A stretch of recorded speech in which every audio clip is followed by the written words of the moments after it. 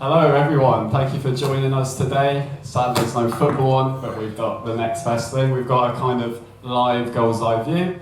We're joined by Paul Mulhern, Thanks for having me. Clive, Swanee, and of course Michael. Hey Swan. Thanks for joining us everyone. So we're going to do a bit of a review of the first 10 games. I think it's been absolutely superb. But we'll start with you, Michael. From your point of view, just going from a fan obviously to the boardroom, how's it been from your point of view, these sort of first 10 games? Well, it's been quite exciting for us, and I know most people here probably want to talk about football.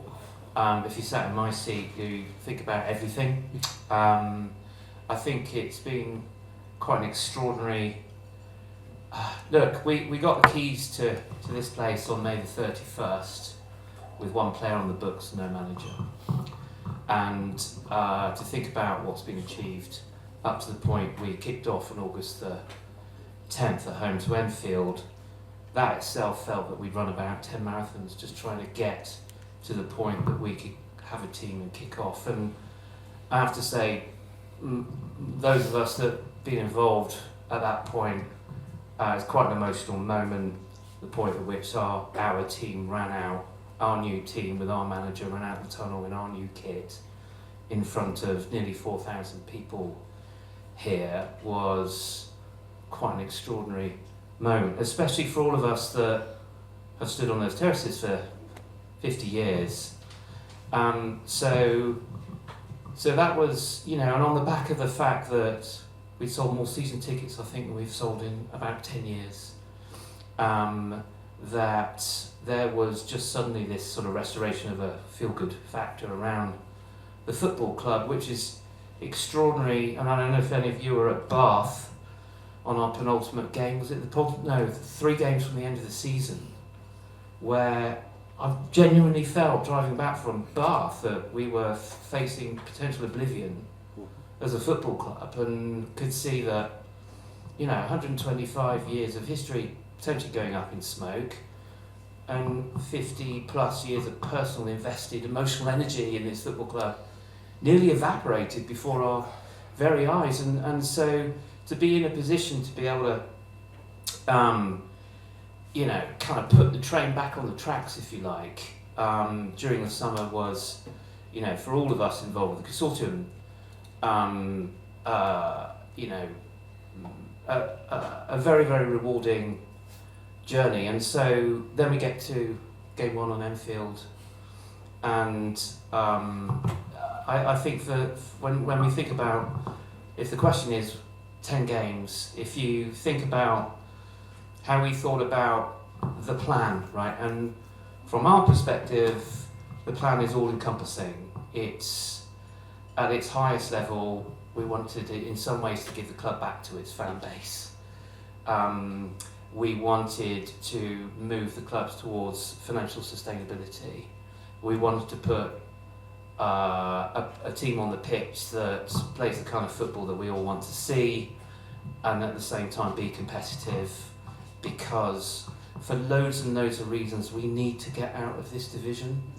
We have to get out of this division, and that's no disrespect when we are where we are on merit. It's no disrespect to any of the lovely teams and clubs that largely volunteer run, and I'll come back to that topic later, because that's been an extraordinary journey in the relationship with Supporters Trust and all the volunteers that really make things happen here. But there's completely no disrespect to the teams that play in our division, but we are, look around, we are set up for playing at a much higher level, and we need to get there. And so I feel that in terms of a plan, 2 points per game after 10 games is kind of right exactly where we want it to be. And I would say, from our perspective, slightly ahead of plan from that perspective. I'll let you guys talk about more about the football side, because you're probably better placed. Because I watch the football like a fan, like everyone else, but I'm also thinking about a million other things. But sorry, in summary, that's a very, very long-winded answer to a very short question. But after 10 games, from a club perspective, from the Brink Consortium's perspective, as the board, which now includes supporters that own nearly 30% of our football club. I think we are, from where we are in the league, 1 point off the top. How the squad is journeying together, we're very satisfied where we are right now. It's been an absolutely fantastic start. Clive, from the football point of view, with Rabbit, what's been the main difference for you and your sort of favourite part so far this season? Well, it's a club to be proud of again, and it's less actually about the personnel on the pitch. It's more just that, to use a horrible cliche, we are all in it together. I'm sorry, I'm going to say thank you again, Michael. You deserve every bit of thanks and every bit of goodwill that you've had going.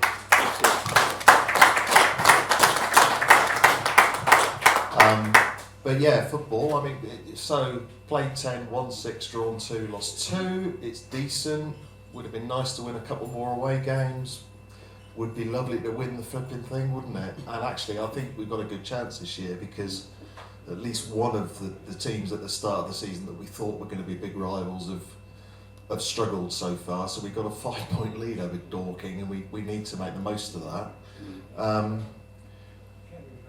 We don't look to be the most creative team, really. There's quite a rigid structure that's going to mean we don't lose too many games, and that's important. But yeah, generally, we've had a bit of an argument online about marks out of 10. I'm giving on field. I'm giving a solid 6.5 out of 10 with huge potential for improvement. Very nice, Paul. I mean, the beauty of this start so far is that I think every player that I kind of speak to will say, yes, it's good, and strangers they all were, but we're nowhere near the level, and we're already, as we say, 2 points per game. What's been your sort of standouts, and why, how far can we go this season? Well, I think, Michael, the most important point on the footballing side you made there, Michael, was when you took over, you literally had one player signed to the books.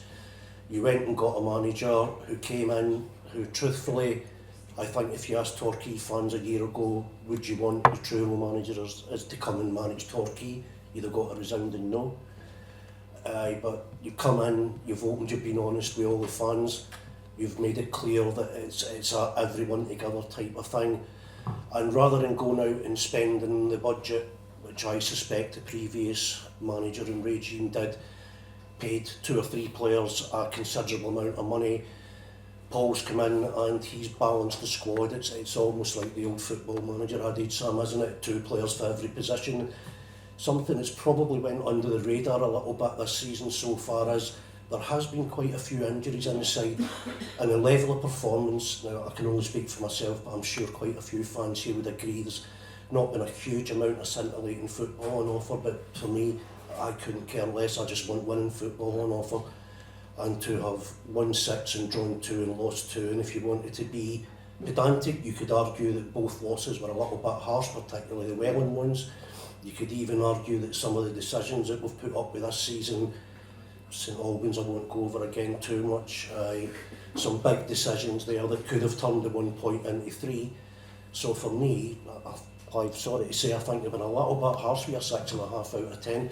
The standard of performance might not be the level of where everybody wants to see. We all want to watch your peak Barcelona type of things. I just want to win, and so far I think Michael and the guys and Paul and his squad have done really, really well, and I'm actually going to give them an 8 out of 10, Sam, because I did not expect to be anywhere near the right position. I agree. I thought it was just more of a bit of a rebuilding season and sort of a late bloomer kind of thing. This is for everyone in the room actually. We won't hand mics out, but we can just sort of shout out a bit, which will famously go well. We've got 3 questions we've asked on Twitter. Who's been your top Torquay players so far? Me personally, Sam Dreyer has been my favourite. I think he's just ridiculous and he's one out of an asset. Anyone else? Any shout? Matty Carson, yeah, amazing, brilliant. Anyone else? Cook, yeah, brilliant. Callum Cook, I think we'll agree. You 2, 3, any other players you'd like to give a shout out? They've all done brilliantly, to be honest. Isani, yeah, wow. He's good to watch actually. You saying about it hasn't been scintillating, and he hasn't been scintillating, but he cares, you know. Yes, thanks. I'm Well, glad we've had this. he's just got that little bit of star quality, a little bit extra, yeah, and I do quite enjoy when he's on the ball. It's one of those, you know, Simon's got the ball. I often go to the game now this season with my nephew, and he's all about the moose. He's all about, Musa. You know, when's he going to come on? When's he going to come on? And he's a player that's, you know, I guess, for whatever reason, he's biding his time, and of course now he's been injured, so he's out of the equation. But I understand he's due to be. I think he's going to be back sooner than we thought. Should be available next week, I think. This is the thing about the squad this season. We haven't got these sort of what you could say entertainers, but they're really sort of solid footballers. So it's a style of football I think Paul Watson has imbued and brought to the pitch and brought to the games. But for me, I was going to say that Luak Hassani, he has got a little bit, of an extra sort of eye-catching game to him. But again, I am not complaining, and I'm going to go with Paul with the 8 out of 10. I think I'm just so relieved that I'm coming along to Plainmoor week in, week out, bringing my nephew, who's a young lad who his dad's from Oldham, his dad supports bloody Man United, but I said, well, why not Oldham? But then I go, but why not Oldham? But and he's handed down that sort of Man United mantle. Me trying with the Aston Villa thing, it hasn't worked. But to have my little nephew sat with me, and and he's enthralled. He's sat there, he's loving it. He's not bored. He's not expecting. You say about the peak Barcelona, but that's lovely to see this generation, this young lad, little 11-year-old, actually thoroughly enjoying coming to Plainmoor, watching the football and being enthralled and enjoying the play and picking up the names. He likes Sassani as well. It's another player that he's picked out saying he looks good on the ball and all that sort of thing. So yeah. How did I get onto this? I'm going to do a fangirl here and thank you, Michael, so much for the words do not convey and say how important and how wonderful, and the job that you've done for this club is just incredible. So thank you. Yes, we've got another one as well. Thank you, Rachel. Amazing. Sam, just a quick shout out for, I agree with all the players that we mentioned and also the 8 out of 10, but can I just put a quick shout out for the goalkeeper? Yeah, he's class. That defence has changed in front of him so often, so quickly. There's no obvious backup in the bench, and week in, week out, and I think he instills confidence in those guys in front of him. I think the boss has got a great deal of faith in him. Yeah. And I think he's a bit of an unsung hero so far this season. I totally agree with you. We've needed a solid keeper for a while, and I really feel like he's on the way. Thank you, it's brilliant. So the reason, sorry Sam, I went for Carson as well is something that's probably when you're in the game, if you look where he came from, he'd been sort of released from a big club and he had to sort his headspace out as well. And I feel that to come in, show the dedication he's shown, the ability I think was always there to an extent, but he must have went through a phase in the summer where he thought, I'm not really going to make it in the game, and then he got, admittedly it's down at a lower level, but he got snapped up by a big club, and I think his attitude has been absolutely fantastic. I know he got a call up for the under-21s as well, and he gets my vote just about because his assists and his goals as well, but I think his attitude, and I think it's a sign of Paul Watton's team, to be perfectly honest, but his attitude is superb. Yeah, and I'm going to stay quiet on the football stuff mostly, because I don't pretend. It's really difficult for me to comment because of course I love them all, and Paul's in charge of the football side. But I will say something about Matthew Carlson, who has he wanted to come and play here. He wanted to play for Torquay United. He wanted to work with Paul. He came here on. We got an amazing deal with him because he wanted to prove himself. He backed himself and has done beyond anyone's expectations, not least Paul's.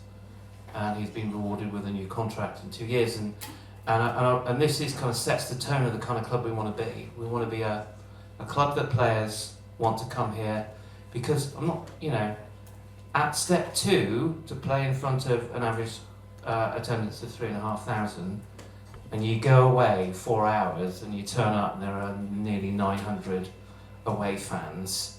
I'm talking about Hampton last week, which is another extraordinary Torquay United moment for us. Last week was just ridiculous. Keep the food coming, we'll be fine. And so what I'm saying is that we want to be a club where we can nurture talent, and I think the combination of working with Paul, let's not forget the Neil Warnock factor quietly in the background, that most people won't be aware of a lot of the stuff that happens behind the scenes and the quiet words in ears, and when it comes to recruitment, Neil's got a very important role to come, not just in the squad that's been assembled now, but watch this space, but over the coming short-term period. That's where Neil's experience comes to bear when we want to bring in potentially new players into the team. And so all I'm just saying is that when we spot someone that we feel can take us not just through the level we're at the moment, but also take us and hold their own in the next level, they'll be rewarded with longer term contracts. And also it's good business. And that I hope is a sign of intent from the club as well, that you can see particularly with Matty. Yeah, I think because he instantly got like a new contract extension, didn't he? I think that just shows, and with Sam Dreyer, just this asset to a football club. I'm so impressed with the whole recruitment model of the club so far, as you say, is getting these young players in and a mix of experience as well. And it's just really where I see the club going, and it's just very, very exciting. It's just getting the job done in games as well. Can I just say one thing about recruitment as well? And look, we're learning the business of football, and we're lucky to be surrounded by people like Neil Warnock, who's been doing it as long as I've been watching football. And let's not underestimate, recruiting 21 players in 6 weeks is going to be a bit of a lottery. And we got to recruitment late. The Havant Waterloo Field game was on April the 20th. Paul sat behind the desk about 4 weeks later. So 4 weeks after the season was finished is when we started recruiting. And so it's tough. And we had 6 weeks to recruit the squad, because that's when pre-season training started. And so you're not going to get everything right. And normally most clubs in the off-season probably have to fill somewhere between 6 and 10 spaces in the squad. We had to fill 21. And we didn't have much time to prepare. And so I think that given where we are, time will tell, but I think we've got more things right than wrong right now. By a mile. I think we forget that actually, that how it's so, and to sort of bed all those players in, Paul Otter's put his philosophy down. I think it's absolutely an achievement where we are, and I think sky's the limit this season now. Yeah, going forward, we've got a quiz, haven't we, Clive? We have. Yes. And we've got Can I pens just- as well. Thank you very much. Yeah, thanks for the pens. Masterpiece of planning on my part, as usual. Can I just ask, have people finished, or do you want a bit more time? Bit more time, okay. That's what I thought reading about. That's okay. Yeah, games. Yeah. Okay, we'll do a little bit then. You two, you three actually. Favourite game so far and favourite goal. Well, my favourite game, Michael, kind of stole my thunder a little bit. I know it wasn't the best one to watch, whatever, but it was the opening day of the season against Enfield, because, truthfully, Michael also alluded to the last game of the season there, and I'm sure I did what I did, and I'm sure most of the people here sat there and genuinely thought, this might be the end, that this could be the end. So to open up against Enfield, over 3,600 Torquay fans there, and to see the club now led by genuine Torquay fans, not just the trust I mean, with Michael and Mark and the team that come in with him. And listen, I know the game wasn't very good, but at least went a goal down early, and I did the commentary that day, and the biggest thing that I noticed was, if that had been the previous season, the fan base would have turned. They didn't. The minute Enfield got their goal, the fans got even louder and they got behind the team. I'm not saying they drove them onto a win, but it's I just thought that day, truthfully, I think we all had some dark moments wondering if that day was ever going to come. And again, Michael, I don't want to embarrass you while you're here, but to you and the guys, I think you guys should be immortalised regardless what happens from here. The things that you've done for this club and got people involved and made people feel that Torquay United is their club. So that day to me wasn't the best game to watch. Again, I said it earlier, I'll take 3 points under any circumstances, but it was the whole occasion when everybody realised that there is a future here, and at the moment the future's looking pretty bright, so that for me was a big game. Former goal, Sam, the day you joined us for the Dorking game, you know, off air and whatever, we had a little bit of jokes with the Dorking people and whatever, and they're coming down thinking they're going to sweep the league, and I thought again it wasn't a great game, but I actually think probably Dorking thought they played better than they did. I thought Paul Wharton got his tactics right, but the goal that won the game was special, wasn't it? A 20-yarder right into the top corner, and you and I could hear it roar through our headphones in there. It was a really great moment, so I really enjoyed that one as well. Clive? Oh, you've done me there. Yeah, I was I was going to say Dorking, because I think that's the only game this year where I think we've started as second favourites, really. They're a very good footballing team, even with the squad problems that they've had, and I thought we were absolutely excellent on that day. Seymour and Ash up front, probably not the partnership you'd dream of in terms of scoring goals, but I thought they were very important in closing down and defending from the front, as the youngsters say these days. I would have gone for Hassani's goal as well. He's right-footed and he pinged it on his left. Superb stuff. I think all you've left me really there is Bath away. What a contrast that was from April. Lovely summer's evening, probably 600 Torquay fans there behind the goal, all together behind the goal. Lovely old-fashioned football ground. Super moon over the far end, sun going down. We got an early lead, which was important.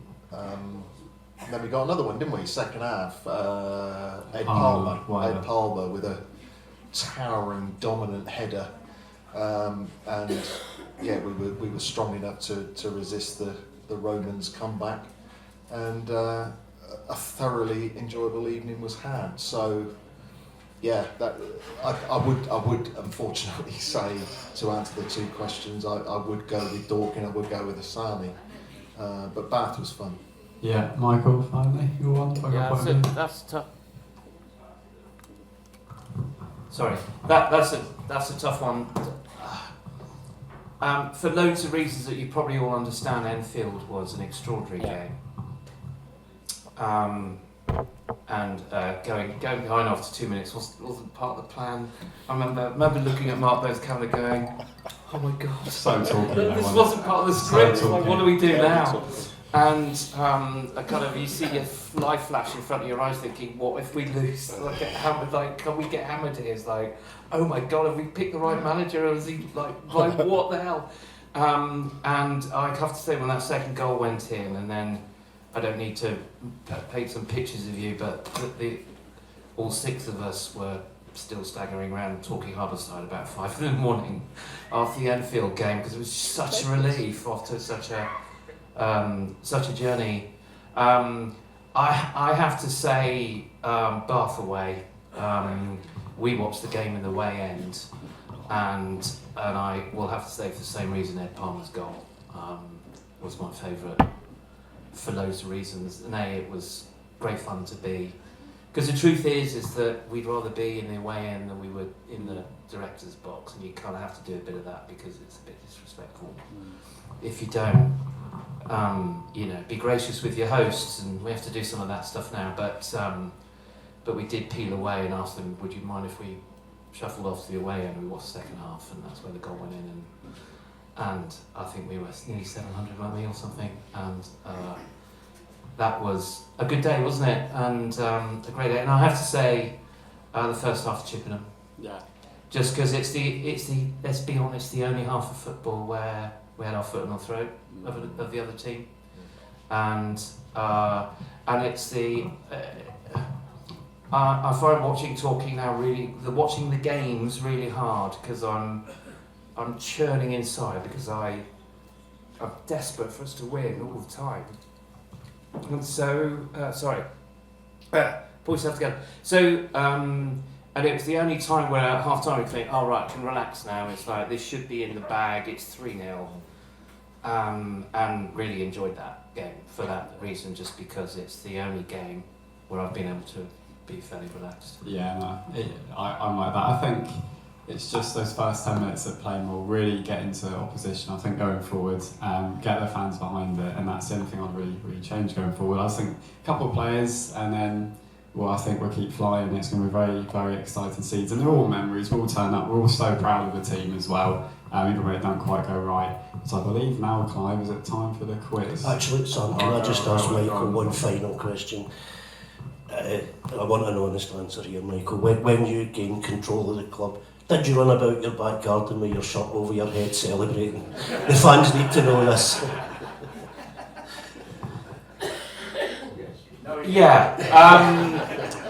Look, you do know that we obviously put in an initial bid with, we got rejected, and that was a weird feeling because I thought, well, great, that means that there must be some sugar daddy type that's, and I reverted immediately then to just being a Torquay fan again, which I still am, which is great. And then I'm sure people know this, but I came to the Havant Waterlooville game like everyone else, quite relaxed because we were safe at that point, and it was just a bit weird, like who is this mysterious person, people, whoever, that are going to be our future owners, and then I got literally in the reception, got a tap on the shoulder, and it was the administrator and the lawyer saying, "Can we have a word?" And bundled me into the room and said, "Can you come back to the table because we're nowhere with whoever it was."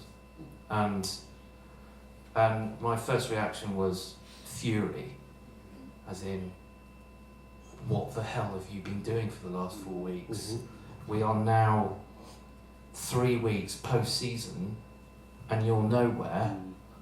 And what the hell? And so, and then we have to do something that would normally take 4 weeks in a week, because the clock was ticking, and we had to find a manager, and we had to get a team if we were going to start the season on August the 10th. So, but in answer to your question, when I did get the call from the lawyers of the administrator to say, "Okay, you've got the club," I did actually run outside into the garden.